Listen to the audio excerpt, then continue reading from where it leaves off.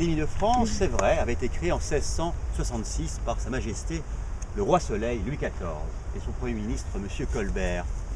Mais les artistes n'ont jamais vécu ici au départ.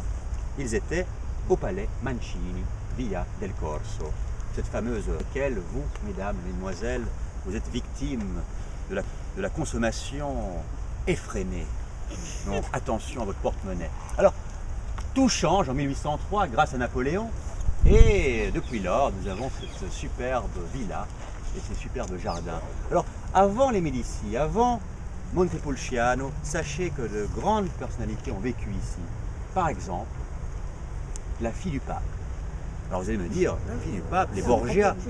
N'accusez pas les Borgia de tous les maux, s'il vous plaît. Je sais, ils ne sont pas innocents, mais n'accusez pas les Borgia. Vous avez la fille de Jules II della Rovere, une des trois filles du grand pape guerrier Jules II, qui avait demandé à Michel-Ange, souvenez-vous, les fresques de la chapelle Sixtine et de décorer ses appartements avec Raphaël. Alors, il y avait une fille, Felicia della Rovere, qui a vécu ici et qui était une femme très riche puisqu'elle s'est mariée avec un membre de la famille des Orsini. Alors ensuite, nous faisons un bond, nous allons maintenant au 1er siècle avant Jésus-Christ, à l'ère républicaine romaine, et ces jardins étaient appelés les jardins de Lucullus. Et oui, un grand général romain, un grand politicien, un homme très riche, qui va installer ici des jardins perses. Car en fait, les jardins romains sont des jardins perses. Donc, des jardins qu'on appelle aujourd'hui iraniens, si vous voulez. Et vous avez ensuite Messaline qui va vivre ici. La fameuse première femme de l'empereur Claude, connue pour son activité ô combien sensuelle, et qui va mourir assassinée dans ces mêmes jardins. Donc, c'est un lieu mythique, si vous voulez, déjà depuis le départ.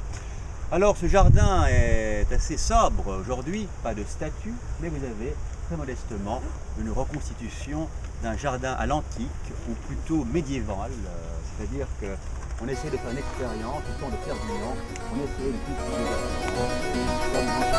Alors, suivez-moi.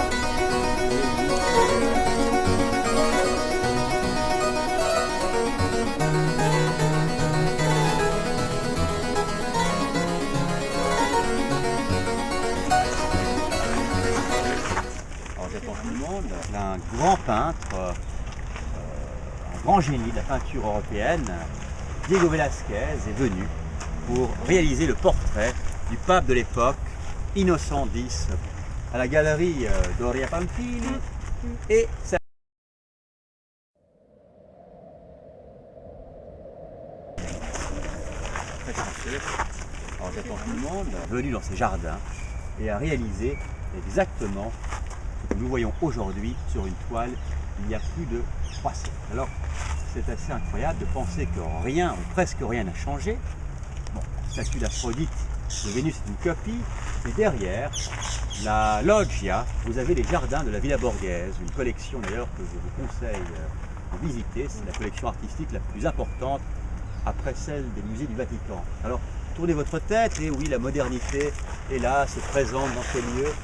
Et vous avez cette modeste maison, demeure, dans laquelle un pensionnaire très important, à l'époque, a vécu 4 ans. Je parle évidemment du compositeur Claude Debussy. Alors vous savez, nous avons eu de grandes personnalités ici, Debussy, Jules Massenet.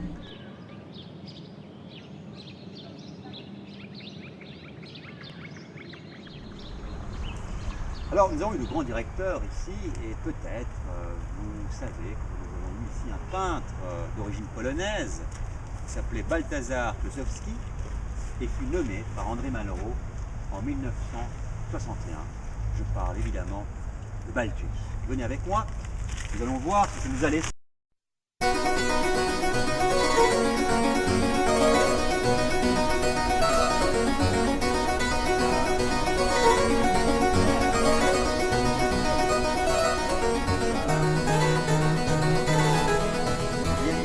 Balthus, en 1976, avec l'aide d'un pensionnaire, est une copie d'un groupe de sculptures célèbres que vous pouvez admirer à la Galerie des Offices à Florence, le groupe des Niobi ou de Niobé.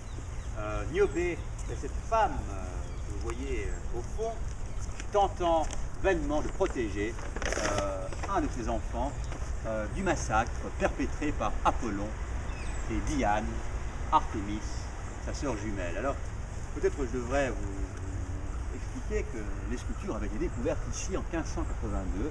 Donc nous avons les sculptures hellénistiques de l'ère romaine, de la République, et qui, sans doute, ornaient les jardins de Lucullus. Alors, ces sculptures sont aujourd'hui à Florence, mais Balthus avait décidé avec beaucoup de raison, de bon sens, de recréer une scène antiquisante ici pour nous donner vraiment l'idée comment ces jardins étaient décorés.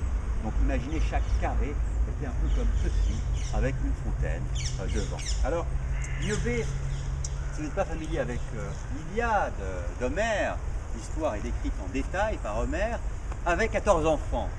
Ici, vous avez 12 figures, plus confiance à Homère, mais elle avait 7 filles et 7 garçons. Elle était très belle, elle était très riche. Elle est l'épouse du maire de Thèbes et la petite fille de Jupiter.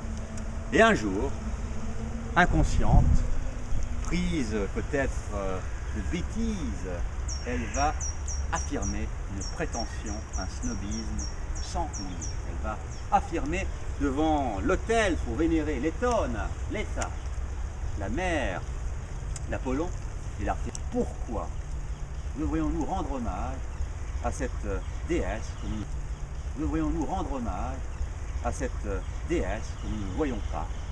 Après tout, elle est la fille d'un titan, elle n'est même pas, comme mon père, une invitée au banquet des dieux, et elle n'a que 2 enfants, alors que moi, regardez, j'en ai 14, je suis belle, jeune, puissante, et mes vêtements aux parures dorées brillent devant vous. Elle va s'attirer la colère des autres, et cette colère va être terrible. La revanche, ce sera les fils de l'Étona, Apollon et Artémis, qui avec des flèches empoisonnées vont tuer les 7 garçons et les 7 filles de Niobé, impuissante.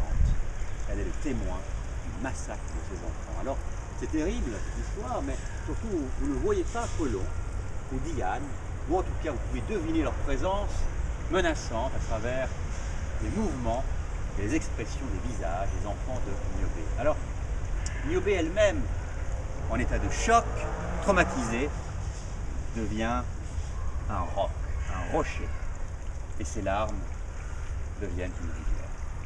Alors Balthus adorait cette histoire. Alors, si vous connaissez un peu Balthus, c'est curieux, un homme qui aimait le secret, le calme, la méditation, mais il y voyait une métaphore un peu pour décrire ses contemporains. Balthus avait beaucoup d'ennemis, car on le considérait comme un peintre académique, trop classique. Mais il n'était pas contre la modernité. Il n'aimait pas le brut, il n'aimait pas le paraître contre l'être. Il considérait par exemple que ses tableaux parlaient d'eux-mêmes. Il ne faisait jamais d'interview. Et il avait de toute façon des amitiés comme celle de Picasso, Giacometti et même celle d'Artaud. Mais il aimait penser que la célébrité à tout prix, le désir d'être un artiste et pas un artisan, était fatal pour beaucoup de ses contemporains. Alors Balthus vous a laissé ceci, mais beaucoup d'autres choses. Sachez que c'est lui qui a repeint entièrement l'intérieur de la Villa Médicis, et notamment les appartements de son pouvoir en